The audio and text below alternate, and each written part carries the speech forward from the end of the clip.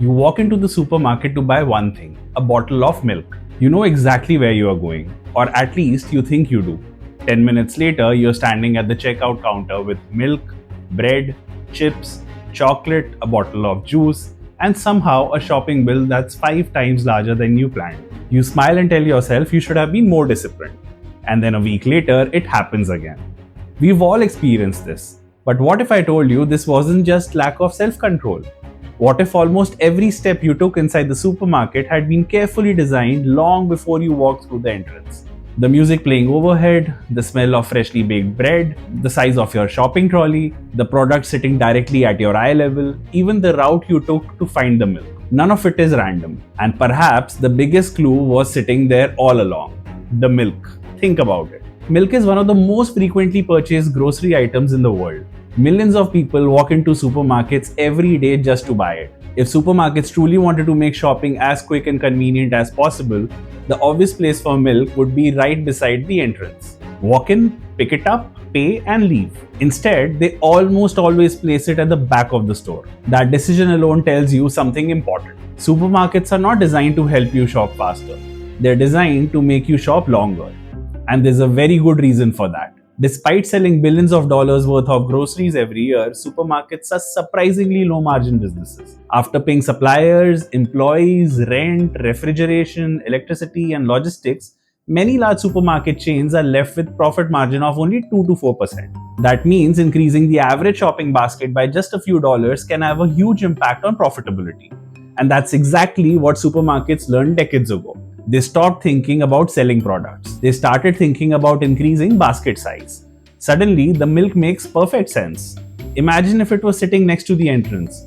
You would have walked in, picked it up, and walked straight out. The supermarket has one opportunity to sell you something. Now imagine it is at the back. To reach it, you walk past fresh fruits, vegetables, the bakery, soft drinks, breakfast cereals, frozen food, household products, seasonal promotions. Hundreds of opportunities to notice something that wasn't on your shopping list. The supermarket isn't making your journey longer by accident. It's increasing your exposure. Because retailers discovered one of the simplest truths in business. The more products you see, the more products you buy. But the supermarket doesn't wait until you are halfway through the store to influence you. It starts the moment you walk through the entrance. Retail designers even have a name for those first few steps. The decompression zone. It's that small area where your brain isn't really shopping yet. You are adjusting to the lighting, picking up a basket, looking around, orienting yourself. That's why supermarkets rarely place important promotion immediately inside the entrance. They know your brain isn't ready. Instead, what usually welcomes you is something entirely different. Fresh fruit, colorful vegetables, flowers. At first glance, it feels obvious. Fresh food belongs to the front, but that's only a part of the story. Those bright colors create an immediate impression of freshness and quality. Before you've looked at a single price tag, the supermarket has already shaped how you feel about the entire store. It's not selling apples, it's selling trust. Then something else happens. You smell fresh bread. Warm, comforting, almost impossible to ignore. Many supermarkets intentionally position bakeries where that smell drifts through the nearby aisles. Not because breads need to be there, because the aroma stimulates appetite. And hungry customers consistently buy more food than customers who aren't hungry. The supermarket hasn't convinced you to buy anything. It has simply changed your mood. First your eyes, then your nose, only afterwards your wallet. As you continue walking, another invisible system begins to work: the layout itself. Most shoppers naturally turn right after entering a store. Retailers have studied this behavior for decades. That's why many supermarkets position visually appealing or high-margin departments along those natural paths. The route feels like your decision. In reality, it has been carefully encouraged. And that's when I realized something fascinating while researching for this video. A supermarket isn't just a building full of groceries. It's one of the most carefully engineered customer experience ever created. Every meter of floor space has one purpose: to increase the probability that you'll discover something you have never intended to buy. Because every unexpected purchase quietly increases the value of your basket. But deciding where you walk is only half the story. The next question is even more interesting. How does the supermarket decide what you'll actually notice? Stand in front of any cereal aisle. Don't look at the brands, look at the shelves. You'll notice something remarkable. The products directly in front of your eyes are rarely there by chance. Retailers have a simple saying: eye level is buy level. The middle shelf is some of the most valuable real estates in the entire store because that's naturally where your eyes stop first. And brands know it. Manufacturers often pay supermarkets for premium shelf spaces because visibility increases sales. Suddenly, the shelf isn't just storing products, it's selling attention. The supermarket doesn't just make money when you buy cereal. It can make money by deciding where the cereal sits. The shelf itself has become part of the business. Look a little lower. Many colorful cereals, sweets, and snacks are positioned exactly where child naturally looks. Children don't pay for groceries, but they influence what ends up inside the trolley. The supermarket isn't marketing only to the shoppers, it's marketing to the entire family. Then comes the display at the end of the aisle. Retailers call them the caps. To shoppers, they look like promotions. To brands, they are premium advertising space. Every customer walks past them, whether they enter the aisle or not. Visibility has become a product, and supermarkets are selling it. By now, a pattern is beginning to emerge.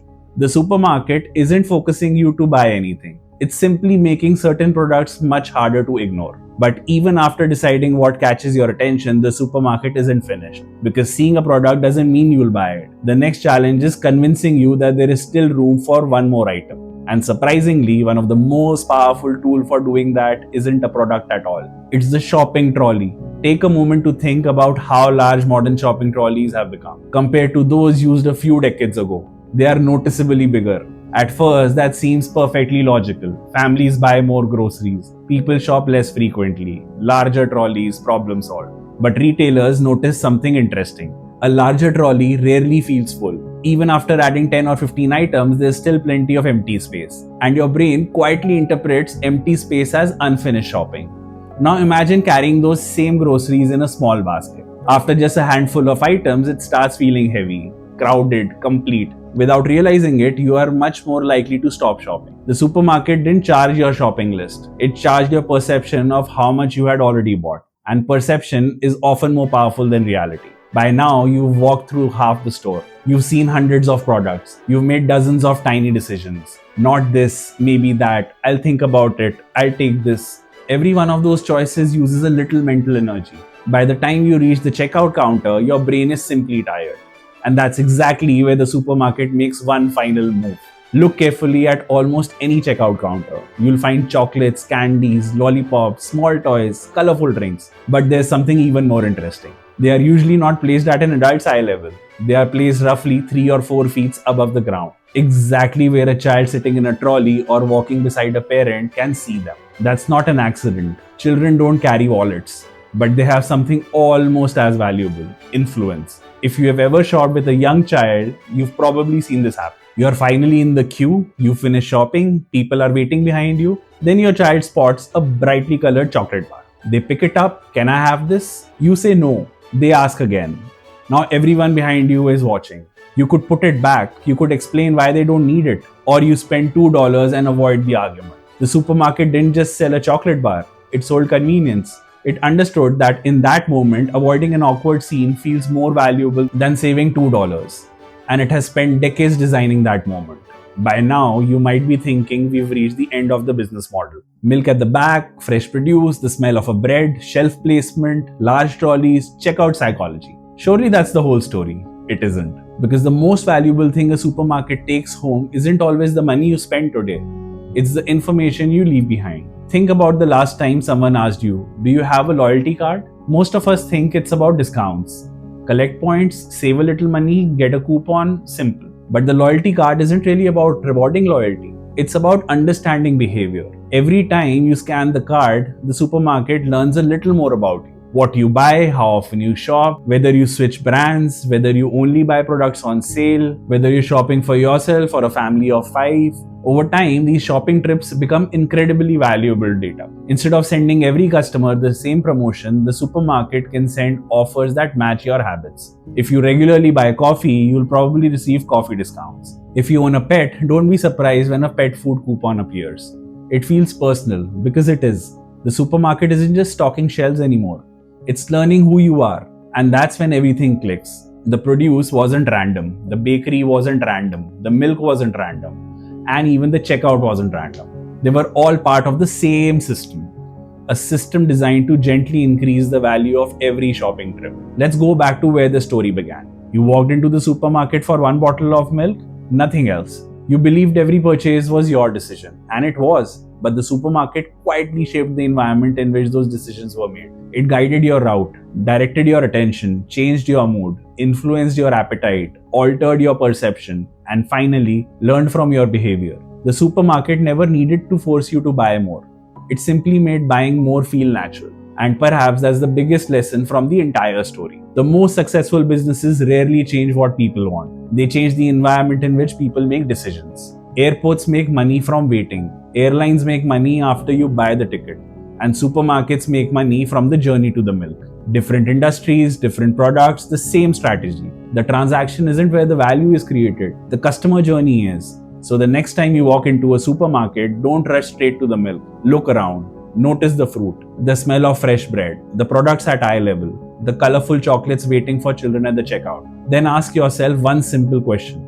Did you choose your path through the supermarket, or did the supermarket choose it for you? Because the milk was never placed at the back by accident. It wasn't the product supermarket cared about most. It was simply the reason you walked through the front door. If you enjoyed this case study and want to understand hidden models shaping the world around us, consider subscribing. Thanks for watching, and I'll see you in the next case study.